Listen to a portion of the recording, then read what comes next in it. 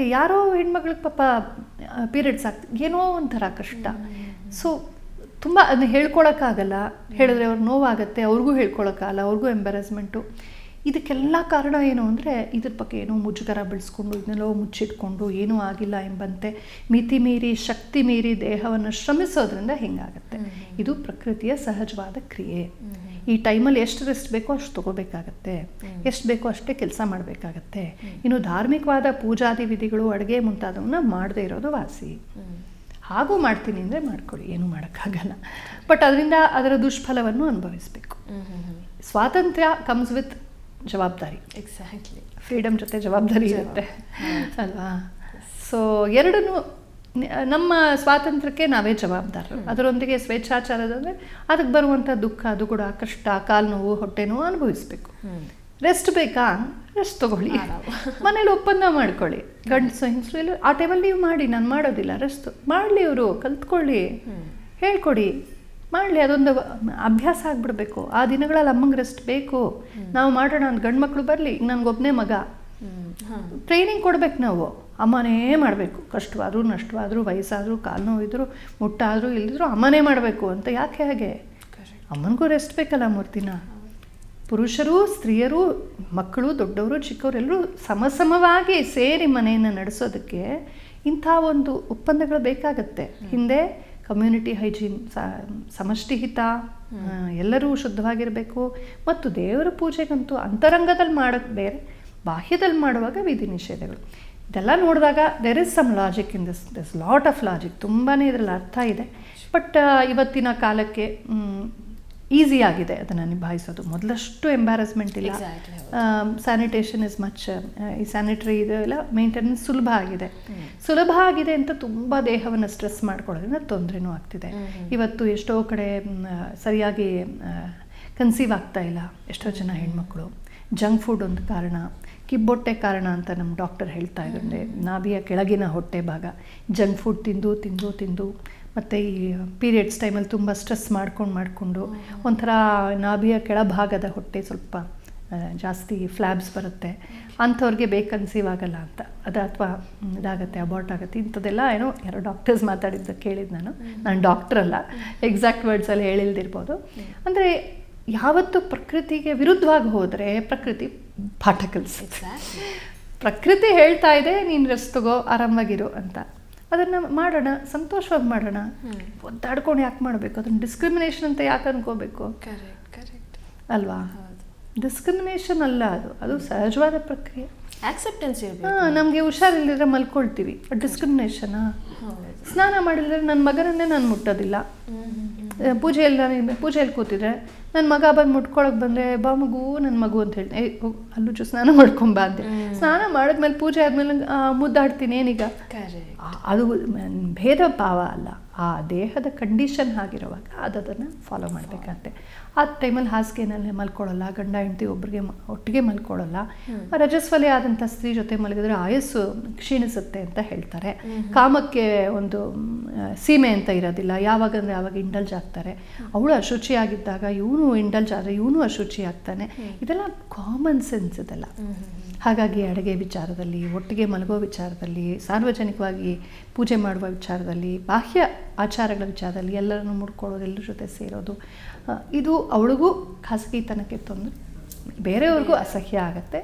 ಹೀಗೆ ಒಂದು ವ್ಯವಸ್ಥೆ ಮಾಡ್ಕೊಂಡಿದ್ರು. ಇದು ಎಲ್ಲರೂ ಒಪ್ಕೊಂಡಿದ್ರಿಂದ ಸಾವಿರಾರು ವರ್ಷ ನಡ್ಕೊಂಬಂತು. ಈಗ ನಮ್ಮ ಸ್ವಂತ ಬುದ್ಧಿ ಬಿಟ್ಬಿಟ್ಟಿದ್ದೀವಿ.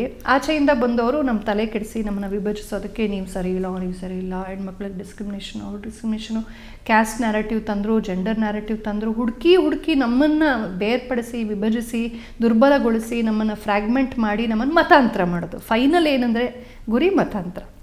ಇದೆಲ್ಲಕ್ಕೂ ನಾನು ಮುಕ್ತವಾಗಿ ಹೇಳ್ತೀನಿ, ಇದೆಲ್ಲಕ್ಕೂ ಫೈನಲ್ ಗುರಿ ಮತಾಂತರ. ಅವರು ವಾಮಪಂಥೀಯರಾಗ್ಬೋದು, ಯಾರೇ ಆಗ್ಬೋದು. ಇದೆಲ್ಲ ಕೊನೆಗೆ ನಮ್ಮಲ್ಲಿ ದೋಷ ತೋರಿಸಿ ನಮಗೆ ನಮ್ಮ ಬಗ್ಗೆ ಕೀಳರಿಮೆ ಮೂಡಿ, ನಮ್ಮ ಪೂರ್ವಜರ ಬಗ್ಗೆ ಅಸಹ್ಯ ಬಂದು, ಕೋಪ ಬಂದು, ರೋಷ ಉಕ್ಕಿ ನಾವು ಇದನ್ನು ಕಿತ್ಕೊಂಡು ಹೋಗ್ತೀನಿ ಅಂತ ಹೋಗಬೇಕು. ಕಿತ್ಕೊಂಡು ಹೋದಾಗ ಕಾಯ್ತಾ ಇರ್ತಾರೆ ತೋಳಗಳು, ಸೋಲ್ವಲ್ಚಸ್, ಟಪಕ್ ಅಂತ ಮತಾಂತರ ಮಾಡ್ತಾರೆ. ಅಲ್ಲಿ ಹೋಗೇನೋ ಬರೀ ನಿರ್ಬಂಧಗಳು, ದಿನಬಂಧ ಮಾಡಿ ಕೂಡಿಸ್ತಾರೆ. ಇಲ್ಲಿರುವ ಸ್ವಾತಂತ್ರ್ಯ, ಸಂತೋಷ, ಈ ಕಲರು, ಈ ಸಂಸ್ಕೃತಿ, ಎಲ್ಲ ಕಳ್ಕೊಂಡ್ಬಿಟ್ಟು ಅಲ್ಲಿ ಯಾವುದೋ ಒಂದು ಒಪ್ಕೊಂಡಿದ್ದ ತಪ್ಪಿಗೆ ಬೊಮ್ಮ ಅಂತ ಕೂತಿರ್ಬೇಕು. ವಾಪಸ್ ಹೋಗೋ ಕಾಲ ಮುಂದೆ ಮುಂದುವರಿಯೋ ಕಾಲ. ಇಂಥ ಸುಂದರವಾದ ಸುಪಜ್ಞವಾದಂಥ ಸಂಸ್ಕೃತಿ, ಈ ಒಂದು ಪರಂಪರೆ, ಸಾವಿರಾರು ಇದರ ಸ್ವಾರಸ್ಯವನ್ನು ಅರ್ಥ ಮಾಡ್ಕೊಳ್ಳೋದು ಬಿಟ್ಟು ಯಾರೋ ಮಾತು ಕೇಳಿ ನಾವೆಲ್ಲವನ್ನ ಕಳ್ಕೊಂಡು ಏನಾಗಲಿಲ್ಲ, ಕಾಪಿ ಪೇಸ್ಟ್. ಅದು ಯಾವುದೋ ದೇಶದ ಯಾವುದೋ ಒಂದು ಮತವನ್ನು ಕಣ್ಣು ಮುಚ್ಕೊಂಡು ಅಂಧಾನುಕರಣೆ ಮಾಡ್ಕೊಂಡು ಒದ್ದಾಡ್ಕೊಂಡಿದ್ದೀವಿ.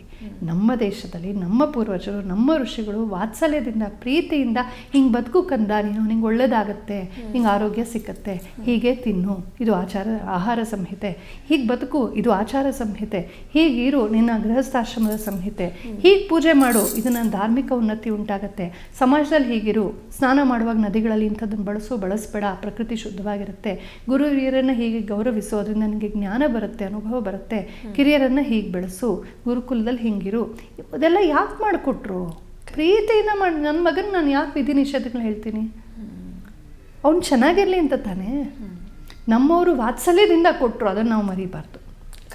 ಆಚೆಯಿಂದ ಬಂದವರು ನಮ್ಮನ್ನು ವಿಭಜಿಸಿ, ದುರ್ಬಲಗೊಳಿಸಿ, ನಮ್ಮನ್ನು ಡೀಲಿಂಕ್ ಮಾಡಿ, ನಮ್ಮ ಸಂಸ್ಕೃತಿಯಿಂದ ತಲೆ ಕೆಡಿಸಿ, ಕೊನೆಗೆ ಶೂನ್ಯರಾಗಿ ಆ ಖಾಲಿ ಎಮೋಷ್ನಲ್ ವಾಯ್ಡ್ ಇರುತ್ತಲ್ಲ, ಅಲ್ಲಿ ಅವ್ರ ಮತವನ್ನು ತುಂಬಿ ಮತಾಂತರ ಮಾಡೋಕ್ಕೆ ಹೇಳಿದ್ರು. ಈ ಆಟವನ್ನು ಯಾವತ್ತು ಅರ್ಥ ಮಾಡ್ಕೊಳ್ತೀವೋ ಅವತ್ತು ಸ್ವಂತ ಬುದ್ಧಿ ಬರುತ್ತೆ. ಗೋಯಿಂಗ್ ವಿತ್ ನ್ಯಾರೇಟಿವ್ಸ್ ಅಲ್ಲ, ಗೋಯಿಂಗ್ ವಿತ್ ಫ್ಯಾಕ್ಟ್ಸ್. ಹಾಗಾಗಿ ಒಳ್ಳೆ ಪ್ರಶ್ನೆ ಎತ್ತದೆ ನಿಮ್ಮ ಮಮತಾಜ್.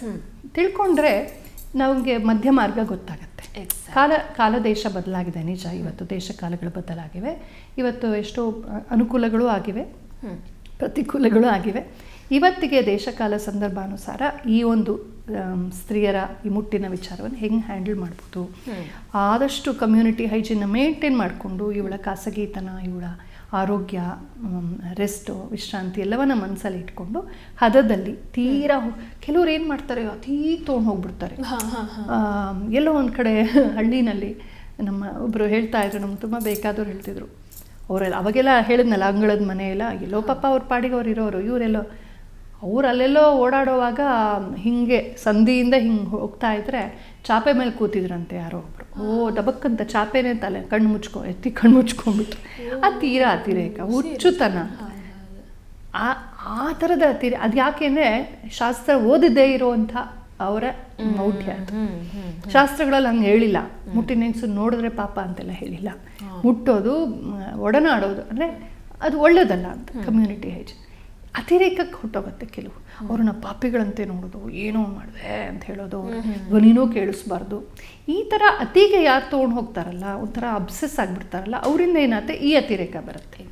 ಅತಿ ಸರ್ವತ್ರ ವರ್ಜಯೇತ್ ಅಂತ ನಮ್ಮ ಶಾಸ್ತ್ರಗಳೇ ಹೇಳುತ್ತವೆ. ಅತಿ ಹೋದಾಗ ಅಂದರೆ ಅದರ ಅಂತರಾರ್ಥವನ್ನು, ಅದರ ಒಂದು ಅನ್ವಯವನ್ನು ತಿಳಿಯದೆ ಹುಚ್ಚುಚ್ಚಾಗಿ ಬೆಳೆಸ್ಕೊಂಡು ಹೋದಾಗ ಇನ್ನೊಂದು ಹುಚ್ಚು ಬೆಳೆಯುತ್ತೆ. ಇವರಿಂದಲೇ ಆ ಹುಚ್ಚು ಬರೋದು, ಈ ಹುಚ್ಚರಿಂದ ಆ ಹುಚ್ಚು. ಸೊ ನಮಗೆ ಅರ್ಥ ಮಾಡಬೇಕು. ಶಾಸ್ತ್ರ ಸಂಪ್ರದಾಯ ಜೊತೆ ಹೋಗಬೇಕು. ಬರೀ ಶಾಸ್ತ್ರ ನೋ ಸಂಪ್ರದಾಯ ಅನ್ನೋದು ಸರಿ ಹೋಗಲ್ಲ, ಬರೀ ಬಾಯಲ್ಲಿ ಹೇಳೋದಾಗತ್ತೆ. ಆಚಾರ ಸಂಹಿತೆಯಲ್ಲಿ ಬರೀ ಆಚಾರ ಅರ್ಥವೇ ಗೊತ್ತಿಲ್ಲ ಅಂತಂದರೆ ಈ ಥರ ಮೌಢ್ಯ ಬೆಳೆಯುತ್ತೆ.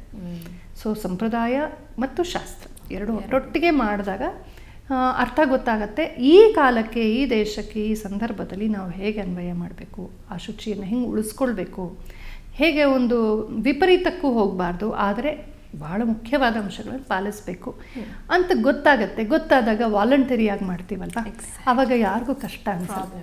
ನಾನೇ ವಾಲಂಟರಿಯಾಗಿ ದೇವ್ರ ಮನೇನ ಶುದ್ಧ ಮಾಡ್ತೀನಿ, ನಾನು ಉಪವಾಸ ಇರ್ತೀನಿ, ನಾನು ಇವತ್ತು ಮಡಿಯಲ್ಲಿರ್ತೀನಿ ಅಂತ ನನಗೆ ನಾನೇ ವಿಧಿಸ್ಕೊಳ್ಳುವಾಗ ನಂಗೆ ಖುಷಿ ಇರುತ್ತೆ. ಅದು ಅದಕ್ಕೆ ವೃಣುತೇತಿ ವ್ರತಂ ಅಂತ. ನಾವು ವಾಲಂಟರಿ, ಇಟ್ಸ್ ಅ ವೊಲ್ಯೂಷನ್ ಅಂತ. ನಾವೇ ಇಷ್ಟಪಟ್ಟು ಆಯ್ದುಕೊಂಡು ನನ್ನ ಆತ್ಮೋನ್ನತಿಗಾಗಿ, ಎಲ್ಲರ ಹಿತಕ್ಕಾಗಿ ಮಾಡುವಂಥದ್ದು. ಇದು ಅರ್ಥ ಮಾಡಿಕೊಂಡಾಗ ನಮಗೆ ಈ ಗೊಂದಲ ಬರಲ್ಲ. ಈ ಅರ್ಥ ಮಾಡಿಕೊಳ್ಳದೆ ಈ ಲೆಫ್ಟಿಸ್ಟ್ ನ್ಯಾರೇಟಿವ್ಸು, ಇವ್ರು ಹೇಳೋದು ಏನೇನೋ ಹೇಳ್ತಾರೆ, ಏನು ಬೇಕಾದ್ರೂ ಹೇಳ್ತಾರೆ, ಯಾರು ಪಾಲಿಸ್ದಿರೋರೇ ಹೇಳೋದು. Exactly correct. ಪಾಲಿಸೋರ್ನ ಕೇಳಿ, ಪಾಲಿಸೋರು ಹೇಳಲ್ಲ. ಅವ್ರು ಎಲ್ಲಪ್ಪ ನಮ್ಗೆ ಆರಾಮಾಗಿರುತ್ತೆ ಮುತ್ತಿನ ಅಂತ ಹೇಳ್ತಾರೆ. ಅವ್ರಿಗೆ ಪುರುಷರು ಹಾಗೆ ಸಹಕರಿಸ್ತಾರೆ, ಅವ್ರ ಮನೆಗಳಲ್ಲಿ ಹಂಗೆ ನಡೆಯುತ್ತೆ. ಅತಿಥಿಗಳು ಬಂದರೆ ಗಂಡಸರು ಅಡುಗೆ ಮಾಡಾಕ್ತಾರೆ.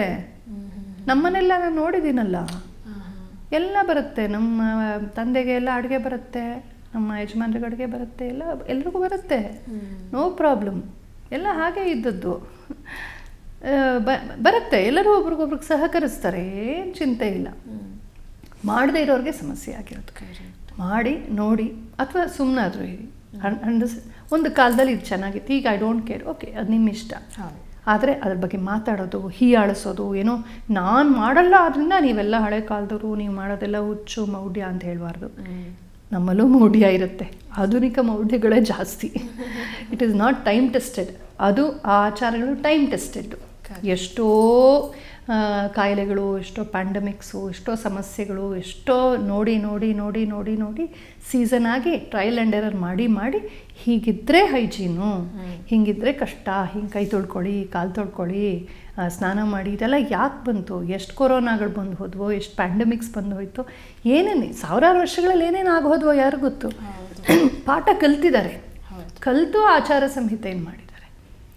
ನಾವು ಇವತ್ತು ಹುಟ್ಟಿದ್ದೀವಿ, ಇನ್ನೊಂದು ನಮಗೆ ಒಂದು 30-40 ವರ್ಷ, ಅದರಲ್ಲಿ ನನಗೆ ಎಲ್ಲ ಗೊತ್ತು, ಐ ನೋ ಎವ್ರಿಥಿಂಗ್. ಹಳೆಬರೆಲ್ಲ ಬುದ್ಧಿಹೀನರು. ನಂಗೆ ಇವತ್ತೊಂದು ಟಸ್ಪುಸ್ ಅಂತ ಇಂಗ್ಲೀಷ್ ಮಾತಾಡೋಕ್ಕೆ ಬರುತ್ತೆ, ನನ್ನ ಹತ್ರ ಒಂದು ಡಿಗ್ರಿ ಇದೆ. ಏನು ಡಿಗ್ರಿ? ನಾನು 2 ಟೆಕ್ಸ್ಟ್ ಬುಕ್ ಓದೋದು, ಅದರಲ್ಲಿ 1, 2, 4 ಒಂದು ಪ್ರಶ್ನೆ ಪತ್ರಿಕೆಯಲ್ಲಿ ಒಂದು 5-6 ಪೇಜ್ ಆನ್ಸರ್ ಬಟ್ಬಿಡೋದು, ಒಂದು ಡಿಗ್ರಿ ಪಡ್ಬಿಡೋದು. ನಾನು ಸರ್ವಜ್ಞ. ನಾನ್ಸೆನ್ಸ್ ಅಲ್ವಾ ಇದು? ನಮಗೆ ಗೊತ್ತಿಲ್ಲದಿರೋದು ತುಂಬ ಇದೆ, ಪ್ರಕೃತಿಯಲ್ಲಿ ತುಂಬ ಇದೆ. ನನ್ನ ದೇಹದಲ್ಲೇ ನನಗೆ ಏನೋ ಗೊತ್ತಿಲ್ಲ. So much to know. ತಿಳ್ಕೊಂಡವರು ಇದನ್ನು ಹೇಳಿದ್ದಾರೆ. ನನಗೆ ಅಂದ್ಕೊಳ್ತಾ ಇದ್ದೆ, ಹೇಳಿ ಕನ್ಕ್ಲೂಡ್ ಮಾಡ್ತೀನಿ. ಈ ಕೊರೋನಾ ಎಲ್ಲ ಬಂತಲ್ಲ, ಕೋವಿಡ್ ಟೈಮಲ್ಲಿ, ಆವಾಗ ಹೊಸದಾಗಿ ವೆಸ್ಟರ್ನ್ದ ಒಂದು ಬಂತು, ಎಲ್ಲ 20 ಸೆಕೆಂಡ್ಸ್ ಕೈ ತೊಳಿರಿ ಅಂತ ದೊಡ್ಡ ವಿಚಾರ ಎಲ್ಲ ಕಡೆ ಪ್ರಚಾರ ಮಾಡಿದ್ದು. ನಾನು ಯೋಚನೆ ಮಾಡ್ತಿದ್ದೆ, ಇದೇನು ಹೊಸ ನ್ಯೂಸ ನಮಗೆ? ನಾವು ಮನೇಲಿ ಅದೆಷ್ಟು ಸಲ ಕೈ ತೊಳಿತೀವಿ? ಕೈ ತೊಳೆಯೋದು ನಮ್ಮ 100 ಸಲ ತೊಳಿ. ಅದರಲ್ಲಿ ನಾವು ಹೆಣ್ಮಕ್ಳಂತೂ ಅಡುಗೆ ಮಾಡೋಂಥವ್ರು ಆಗೋದೇ ಇಲ್ಲ. ಎಷ್ಟು ಸಲ ಕೈ ತೊಳಿತೀವಿ? ಈಗ ನಾನೆಲ್ಲೋ ಕೂತ್ಕೊಂಡು ಟಿ ವಿ ನೋಡ್ತಾ ಇರ್ತೀನಿ, ಪುಸ್ತಕ ಓದ್ತಾ ಇರ್ತೀನಿ, ಯಾರೋ ಬರ್ತಾರೆ ಅತಿಥಿಗಳು, ಅವ್ರಿಗೆ ಕಾಫಿ ಕೊಡಬೇಕು, ನಾನು ಕೈ ತೊಳಿದೆ ಕಾಫಿ ಕೊಡೋಕ್ಕಾಗೋದೇ ಇಲ್ಲ ನನ್ನ ಕೈಯಲ್ಲಿ. ಏನು ಇಷ್ಟಿಷ್ಟೊತ್ತು ಮಾಡ್ತೀನಿ ಅಂತ ತಕ್ಷಣ ಒಂದು ಕೈ ತೊಳ್ಕೊಂಡು ಕೈ ಒರೆಸ್ಕೊಂಡೇ ಒಲೆ ಮುಟ್ಟೋದು. ಇಟ್ ಕಮ್ ಸೋ ನ್ಯಾಚುರಲಿ, ಎಷ್ಟು ಆರಾಮಾಗಿ ಬಂದ್ಬಿಡುತ್ತೆ. ನಾನು ಕಾಫಿ ಕುಡ್ದಾದ ತಕ್ಷಣ ಅದೇ ಕೈಲಿ ಹೋಗಿ ನಾನು ಅರ್ಶಿನ ಕುಂಕುಮ ಕೊಡೋಕ್ಕಾಗಲ್ಲ. ಅದಕ್ಕೇನು ನೋಟಕ್ಕೆ ಮೇಲ್ಗಡೆ ಮೈಲ್ಗೆ ಇರಲ್ಲ, ಆದರೆ ನನ್ನ ಫೀಲಿಂಗು, ಅಕಸ್ಮಾತ್ ನನ್ನ ಎಂಜಲು ಮುಟ್ಟಿದರೆ ಅಭ್ಯಾಸ ಆಗಿಬಿಟ್ಟಿರುತ್ತಲ್ಲ, ಒಂದು ನಿಮಿಷ ಹಿಂಗೆ ಕೈ ತೊಳ್ಕೊಂಡೇ ನಾನು ಅರ್ಶಿನ ಕುಂಕುಮ ಕೊಡೋದು. ಲ್ಯಾಪ್ಟಾಪ್ ಮುಟ್ಕೊಂಡು ಅಡುಗೆ ಮಾಡಿರ್ತೀವಿ, ಅಲ್ಲಿ ಕುಕ್ಕರ್ ಆಫ್ ಮಾಡಬೇಕಾದ್ರು ಅಥವಾ ಒಂದು ವಿಷಲ್ ಇಡಬೇಕಾದ್ರು ತೆಗಿಬೇಕಾದ್ರು ನೇರ ಆ ಕೈ ಮುಟ್ಟಕ್ಕೆ ಮನ್ಸು ಬರಲ್ಲ. ಅಯ್ಯೋ ಕುಕ್ಕರ್ ಅಲ್ವಾ, ಅದು ಊಟ ಮಾಡೋ ವಸ್ತು ಅಲ್ವಾ, ಒಂದು ನಿಮಿಷ ಹಿಂಗೆ ಮಾಡಿಬಿಟ್ಟು ಮಾಡ್ತೀವಿ. ಇದೆಲ್ಲ ಅಭ್ಯಾಸ ಆಗಿಬಿಟ್ಟಿದೆ ನಮಗೆ. ಇದನ್ನು ಮೌಢ್ಯ ಅಂತ ಕರೆಯೋ ಹಾಗಿದ್ರೆ ಅವರನ್ನು ಮೂಢರು ಅಂತ ಹೇಳಬೇಕಾಗುತ್ತೆ. ಅಂದರೆ ಅವತ್ತು ಅವ್ರೇನು ಹೇಳಿದ್ರು, ಕೈ ತೊಳಿರಿ, ಕಣ್ಣು ಕಾಣದೇ ಇರೋವಂಥ ಕೊರೋನಾ ಇರುತ್ತೆ, ಕಣ್ಣು ಕಾಣದೇ ಇರೋವಂಥದ್ದು ಇದೆ ಅಂತ ಆಯ್ತಲ್ಲ. ಸೊ ಇದನ್ನೆಲ್ಲ ಅವರು ಹಿಂದೆ prevention is better then cure ಅಂತ, ದೊಡ್ಡ ದೊಡ್ಡ ಸಾರ್ವಜನಿಕವಾಗಿ ದೊಡ್ಡ ದೊಡ್ಡ ಕಾಯಿಲೆಗಳು ಮಾರಿಗಳು ಬರೆದಿರಲಿ, ಅದಕ್ಕೆ ನಾವು ಶುದ್ಧವಾಗಿರೋಣ, ಎಂಜಲು ಬೆರೆಸೋದು ಬೇಡ, ಕೈ ಕಲ್ಕೋದು ಬೇಡ, ಶೇಕ್ ಹ್ಯಾಂಡ್ ಬೇಡ, ಬೆವರು ತಗಲೋದು ಬೇಡ, ಒಬ್ರು ಕುಡ್ದ ಇದರಲ್ಲಿ ಇನ್ನೊಬ್ರು ಕುಡಿಯೋದು ಬೇಡ, ಎತ್ತಿ ಕುಡೀರಿ, ಎಂಜಲು ತಗಲಿಸ್ಬೇಡಿ, ಕೈ ಕಾಲು ತೊಳ್ಕೊಂಡು ಮನೆಯೊಳಗೆ ಹೋಗಿ, ಊಟ ಮಾಡುವಾಗ ಶುದ್ಧ ಬಟ್ಟೆಯನ್ನು ಹಾಕ್ಕೊಳ್ಳಿ, ಪೂಜೆ ಮಾಡುವಾಗ ಶುಭ್ರವಾದ ಬಟ್ಟೆಯನ್ನು ಹಾಕ್ಕೊಳ್ಳಿ, ಮಲಗಿದ ಬಟ್ಟೆಯಲ್ಲೇ ಇದು ಮಾಡಬೇಡಿ. ಮತ್ತು ಮಲಮೂತ್ರ ಅದ್ರ ವಿಸರ್ಜನೆಗಳನ್ನು ಮನೆಯಿಂದ ಸ್ವಲ್ಪ ದೂರ ಹಿತ್ತಲಲ್ಲಿ ಇಟ್ಟಿರೋರು. ಈಗೆಲ್ಲ ಅಟ್ಯಾಚ್ ಬಾತ್ರೂಮ್ ಕಾನ್ಸೆಪ್ಟ್ ಬಂದಿದೆ. ಏನಾದ್ರು ಎಡವಟ್ಟಾದರೆ ಪ್ಲಂಬಿಂಗ್ ಪ್ರಾಬ್ಲಮ್ ಆದರೆ ಇರೋಕ್ಕಾಗಲ್ಲ ಮನೆಯಲ್ಲಿ. ಎಷ್ಟೋ ಸಲ ಈ ಫ್ಲ್ಯಾಟ್ಗಳಲ್ಲಿ ಮೇಲ್ಗಡೆ ಮನೇಲಿ ಸಮಸ್ಯೆ ಆದರೆ ಇಲ್ಲೆಲ್ಲ ಬಂದುಬಿಟ್ಟಿರುತ್ತೆ. ಇದೆಲ್ಲ ಕಂಡಾಗ ಹಿಂದೆ ಅವ್ರು ಯಾವುದೋ ಇದನ್ನೆಲ್ಲ ಮನಸ್ಸಲ್ಲಿ ಇಟ್ಕೊಂಡು ಅವರನ್ನು ಬಯ್ಯೋ ಮುಂಚೆ ಆ ಕಾಲದ ದೇಶ ಕಾಲ ಸಂದರ್ಭವನ್ನು ಅರ್ಥ ಮಾಡ್ಕೊಳ್ಳೋಣ. ನಾನು ಹಂಗೆ ಬದುಕ್ತಾ ಇಲ್ಲ ಅಂದರೆ ಇಟ್ ಈಸ್ ಅವರ್ ಪ್ರಾಬ್ಲಮ್, ನಮ್ಮ ಚಾಯ್ಸ್ ಅದು. ಬಟ್ ಅವರು ಮೂಢರಲ್ಲ, ಅವರು ಮತ್ತು ತುಂಬ ಪರಿಷ್ಕಾರವೂ ಆಗಿದೆ ಅದರಲ್ಲಿ. ಚೇಂಜಸ್ ಆಗಿ ಆಗಿ ಆಗಿ ಆಗಿ ದೇಶ ಕಾಲಕ್ಕೆ ಅವರು ಬದಲಾಗಿದ್ದಾರೆ. ನಾವೇ ಸ್ಟಾಂಚು, ನಾವೇ ತುಂಬ ರಿಜಿಡ್ಡು, ಯಾರಿಗೋ ಇಟ್ಕೊಂಡ್ಬಿಟ್ಟು ನನಗಿದು ಒಪ್ಪಿಗೆ ಇಲ್ಲ ಅಂತ ಕೂಗ್ತಾ ಇದ್ದೀವಿ. ನಮ್ಗೆ ಒಪ್ಪದೆ ಇಲ್ಲದ್ರೆ ನಮ್ಮ ಪ್ರಾಬ್ಲಮ್ ಅದು. ಬಟ್ ಅವರು ಮಾಡಿದ್ದಾರೆ, ಸಫಲವಾಗಿ ಮಾಡಿದ್ದಾರೆ, ಅರ್ಥಪೂರ್ಣವಾಗಿ ಮಾಡಿದ್ದಾರೆ. ಅದರಿಂದ ಅವ್ರಿಗೆ ಕಾಯ ವಾಚ ಮನಸ್ಸ ಶುದ್ಧಿಯ ಬೋಧೆ ಇದೆ. ನಾನು ಶುಭ್ರವಾಗಿರಬೇಕು ಅನ್ನೋ ಒಂದು ಎಚ್ಚರಿಕೆ, ಸೆನ್ಸಿಟಿವಿಟಿ ಟು ಕ್ಲೆನ್ಲಿನೆಸ್, ಹೈಜೀನ್, ಅದು ಅವರಲ್ಲಿದೆ. ನಮಗೆ ಬಟ್ಟೆ ಹಾಕ್ಕೊಂಡೋದ್ರ ಮೇಲೆ ಕೂತ್ಕೊಂಡು ತಿಂತೀವಿ, ಅದು ನಿಷಿದ್ಧ ನಮ್ಮ ಪ್ರಕಾರ. ಬಟ್ಟೆ ಮೇಲೆ ಆಹಾರ ಇಟ್ಕೊಂಡು ತಿನ್ನಬಾರ್ದು. ಇವತ್ತು ನೀವು ಒಂದು ಮೈಕ್ರೋಸ್ಕೋಪ್ ಇಟ್ಕೊಂಡು ನೋಡಿ, ಬಟ್ಟೆ ಮೇಲೆ, ನಮ್ಮ ಹ್ಯಾಂಡ್ ಬ್ಯಾಗ್ ಮೇಲೆ ಎಷ್ಟು ಕೀಟಾಣುಗಳಿರುತ್ತೆ, ಮೈಕ್ರೋ ಆರ್ಗ್ಯಾನಿಸಮ್ಸ್ ಇರುತ್ತೆ. ಹಿಂದೆ ತಿನ್ನೋ ಮುಂಚೆ ಕೂಡ ಇನ್ನೊಂದು ಸಲ ಸಾರಿಸ್ಬಿಟ್ಟು ಎಲೆ ಹಾಕಿ ಎಲೆನೂ ಇನ್ನೊಂದು ಸಲ ಒರೆಸ್ಕೊಂಡು ಅವರು ತೊಳೆದಿಟ್ಟಿರ್ತಾರೆ, ಆದರೂ ನಾವು ಇನ್ನೊಂದು ಸಲ ಒರೆಸ್ಕೊಂಡು ಕೈಕಾಲು ತೊಳ್ಕೊಂಡು ಇಲ್ಲಿವರೆಗೂ ಮಂಡಿವರೆಗೂ ಕೈಕಾಲು ತೊಳ್ಕೊಂಡು ಶುಭ್ರವಾದ ಬಟ್ಟೆ. ಇವತ್ತಿಗೂ ಎಷ್ಟೋ ಜನ ಊಟ ಮಾಡುವಾಗ ಬೇರೆ ಬಟ್ಟೆ ಹಾಕ್ಕೊಳ್ತಾರೆ, ಮನೆಯದು ಬೇರೆ ಶುದ್ಧವಾದ ಪಂಚೆ ಅಥವಾ ಬಟ್ಟೆಗಳಿರುತ್ತೆ, ಕೂತ್ಕೊಂಡು ತಿಂತಾರೆ. ಅಂದರೆ ಕಣ್ಣಿಗೆ ಕಾಣದಿರೋದು ತುಂಬ ಡಸ್ಟ್ ಇರುತ್ತೆ. ಇವತ್ತು ಎಲ್ಲಂದೇ ಅಲ್ಲಿ ಇಟ್ಕೊಂಡು ಒಂದು ಕಾಲಲ್ಲಿ ಶೂಸ್ ಹಾಕ್ಕೊಂಡು ಇಲ್ಲಿ ನಿನ್ನ ಕೈಲಿ ತಿಂತಾ ಇರ್ತಾರೆ. ಆ ಶೂಸ್ ಹಿಂಗೆ ಮಾಡುವಾಗ ಎಷ್ಟು ಧೂಳು ಹೇಳುತ್ತೆ, ಆ ಧೂಳದ್ರ ಮೇಲೆ ಕೂತ್ಕೊಳ್ಳುತ್ತೆ. ನಮ್ಗೆ ಅದು ಸೆನ್ಸ್ ಹೊಟ್ಟೋಗಿದೆ, ಸೆನ್ಸಿಟಿವಿಟಿ. ಏಕೆಂದರೆ ಬೀದಿ ಬದಿಯಲ್ಲಿ ಮೋರಿ ಪಕ್ಕದಲ್ಲಿ ಮಾರೋ ಪಾನಿಪುರಿ ತಿಂದು ಅಭ್ಯಾಸ ಆಗಿದೆಯಲ್ಲ, ಸ್ಟ್ರೀಟ್ ಫುಡ್ ಅದೀಗ ಒಂದು ಟ್ರೆಂಡ್, ಜಂಕ್ ಅಂತ ಕರಿತೀವಿ ಅದನ್ನೇ. ಇದೆಲ್ಲ ಬಂದಾದ್ರಿಂದ we have become insensitive. So sensitive ಆಗಿರೋರನ್ನ ಇನ್ಸೆನ್ಸಿಟಿವ್ ಆಗಿರೋರು ಬೈಬಾರ್ದು. ಹಾಗೆ ಇನ್ಸೆನ್ಸಿಟಿವ್ ಆಗಿರೋರಿಗೆ ಪ್ರೀತಿಯಿಂದ ವಾತ್ಸಲ್ಯದಿಂದ ತಿಳಿ ಹೇಳಬೇಕು. ಸೆನ್ಸಿಟಿವ್ ಆಗಿರೋರು ಅವರು ತುಂಬ ಕ್ರೌರ್ಯದಿಂದ ತುಂಬ ಒಂಥರ ನೀವು ಪಾಪಿಗಳು ಅನ್ನೋ ಥರ ನೋಡಬೇಡಿ. ಎಲ್ಲ ಸಕಾಲದಲ್ಲಿ ಕಲಿತಾರೆ. ನಮ್ಗೆ ಸ್ವಲ್ಪ ಸಿಂಪತಿ ಬೇಕು.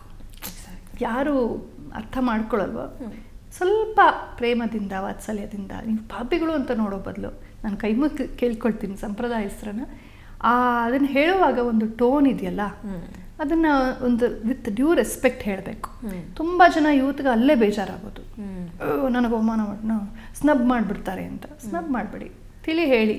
ಅವ್ರು ನಿಧಾನವಾಗಿ ಸ್ಪಷ್ಟಮಗ್ರೇ ಭವಿಷ್ಯತಿ ಅಂತ ಕಾಲಾಂತರದಲ್ಲಿ ಸ್ಪಷ್ಟವಾಗುತ್ತೆ.